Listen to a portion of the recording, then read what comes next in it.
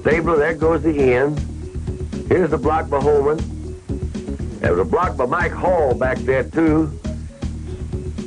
Chatwood's blocked, and Stabler turned it on. I could watch that all night. Kenny Stabler's famous run in the mud covered 53 yards, the longest tied run of the season. Good for a 7-3 victory.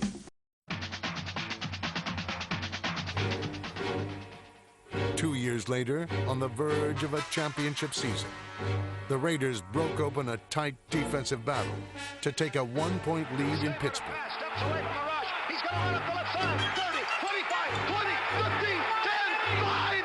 Touchdown! Touchdown, Oakland Raiders!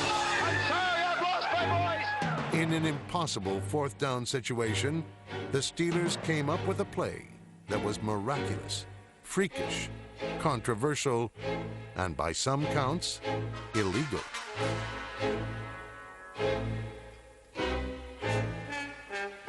It became known as the Immaculate Reception and led to the most bitter defeat in Raiders history. As suddenly as the Raiders had forged ahead, their season had ended. Defending Super Bowl champion Dolphins.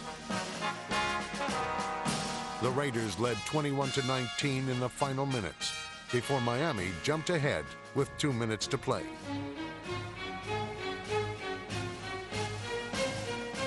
John Madden and quarterback Kenny Stabler plotted a 7-play, 60-yard drive that brought the ball to the Dolphins' 8-yard line.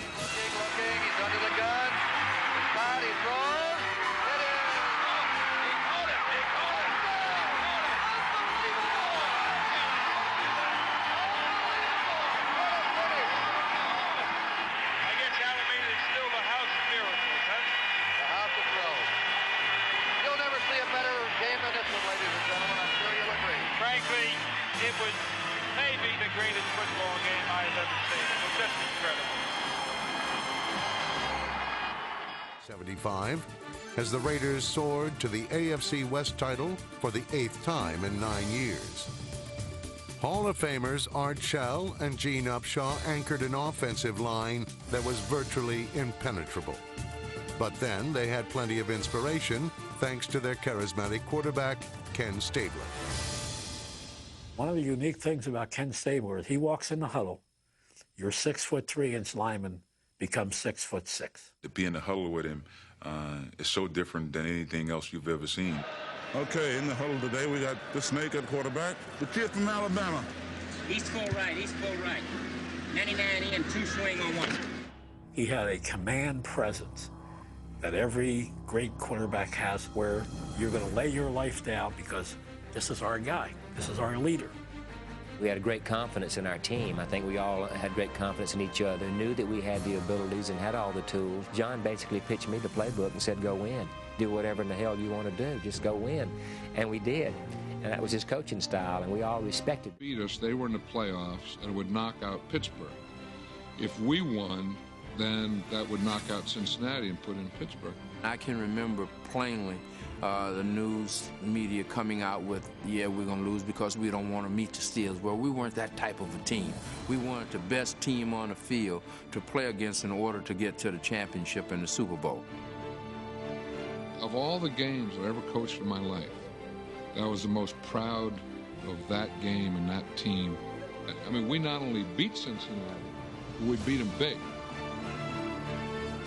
In the first round of the AFC playoffs, Oakland avenged its only loss of the regular season by beating the Patriots with a gritty last-minute comeback. Here's second down.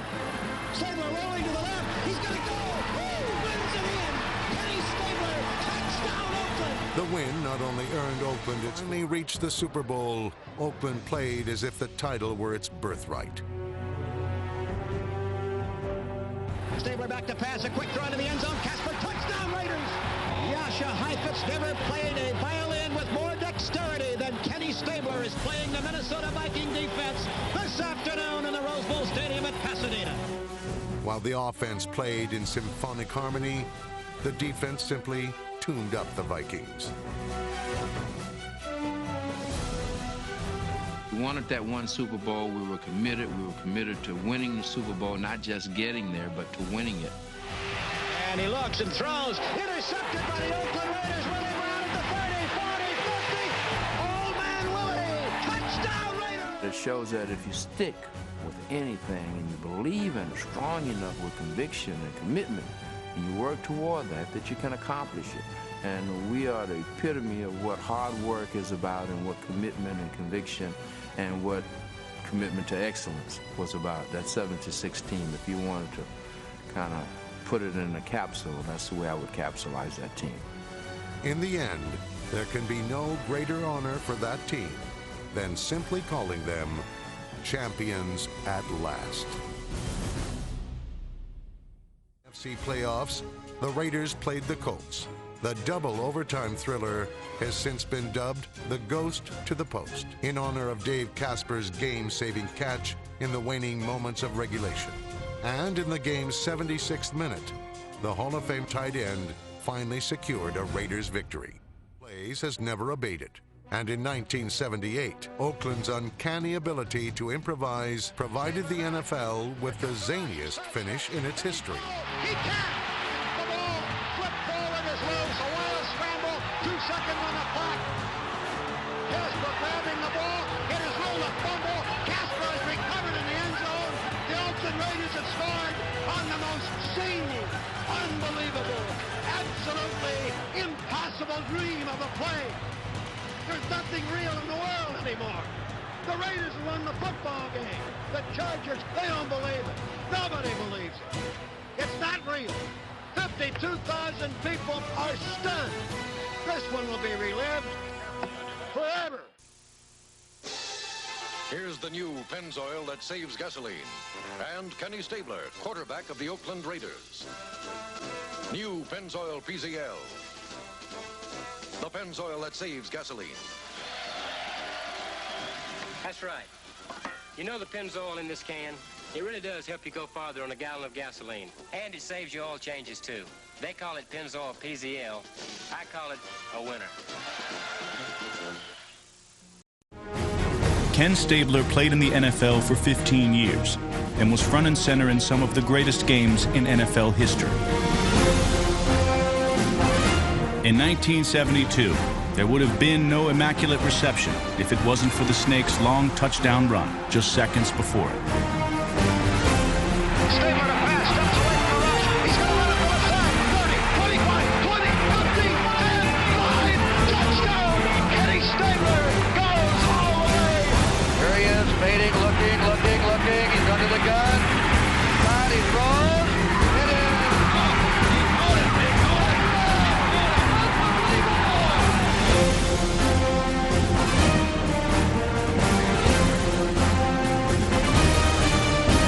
In famous Games with Names, Snake was always cool. From the Ghost to the Post, to the Holy Roller. You roll it out there and, you know, the ball comes loose in the course of the sack and Pete Banaszak dives at it at about the, 7 or 8 yard line, knocks it down inside the 5, and Casper comes along and inadvertently kicks it 3 times. You watch the chicken up there grabbing his heart, falling backwards and bouncing off the stands and bouncing off the railing, and then finally, bang, hits the deck. And personally, I don't think the chicken was ever the same after that play. I mean, I think he had a stroke right there in Jack Murphy. Stabler threw for nearly 28,000 yards, fired 194 touchdown passes, and was named to the 70s All-Decade team.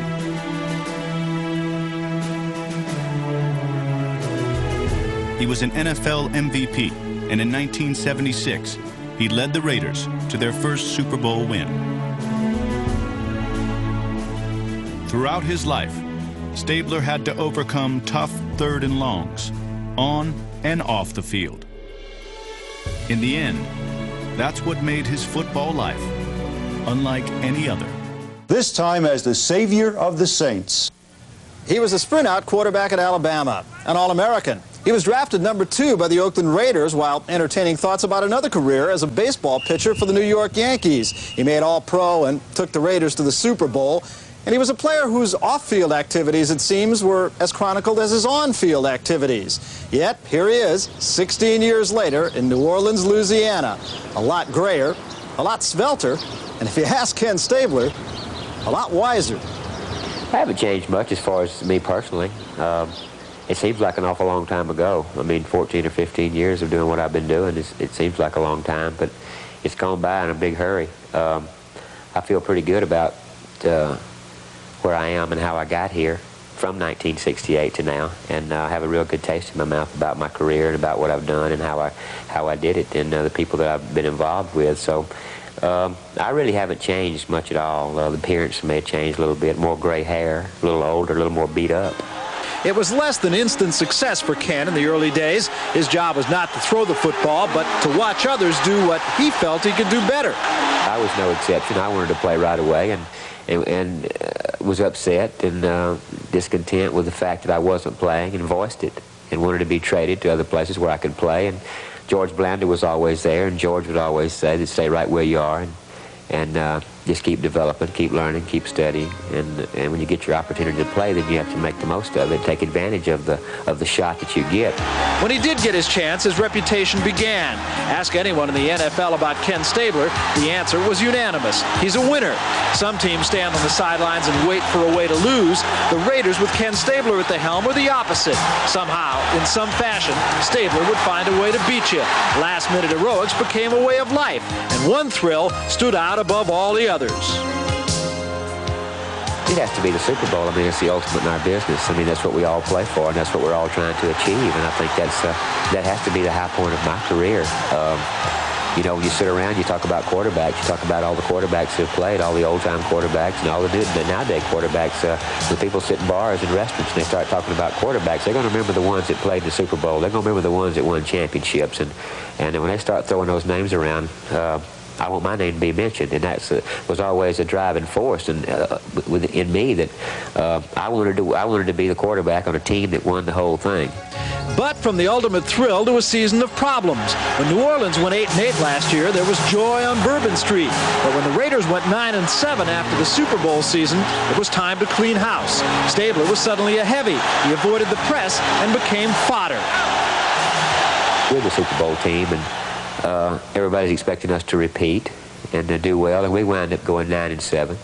I had 30 interceptions in that year. A lot of them my fault. All of them my fault. Interception's interception. Doesn't matter who it bounces off of or what happens. You take credit for them. That's just the way the game is. And so, as a result, I had some writers that wanted to ask me about interceptions, which would have entailed me being critical of my teammates, and I refused to do that. So I just take the whole thing, take the whole load. John Madden was to quit as the coach of the Raiders after that season, and Al Davis and Ken Stabler were not to be found at the same party. I consider him a friend, I suppose. I don't. We partied maybe with a little bitterness, a little ill feelings, you know. But I really didn't like things that he said about me to the media or in public, and as a result, after the bad year, that he traded me, which is his prerogative. But I admire the fact that he has maintained a winning tradition with that ball club for a long period of time.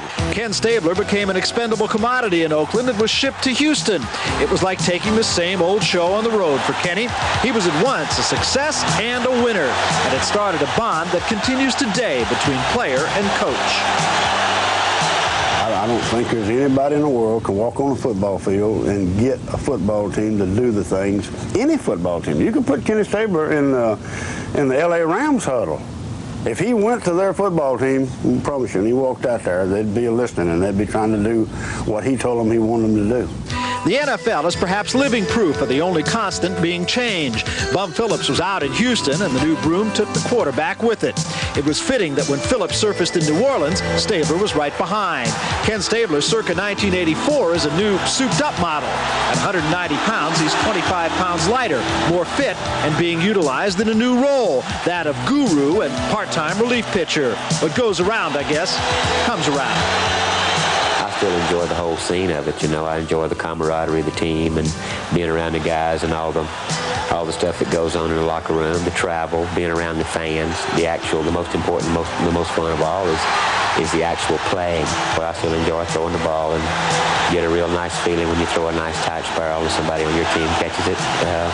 I'm still having fun. Guru has his own Ken Stabler. Richard Todd is the quarterback of record in New Orleans these days, and Ken Stabler is the voice in his ear. George Blanda would be proud. Stabler would like nothing better than to help the Saints win a trip to Super Bowl 19.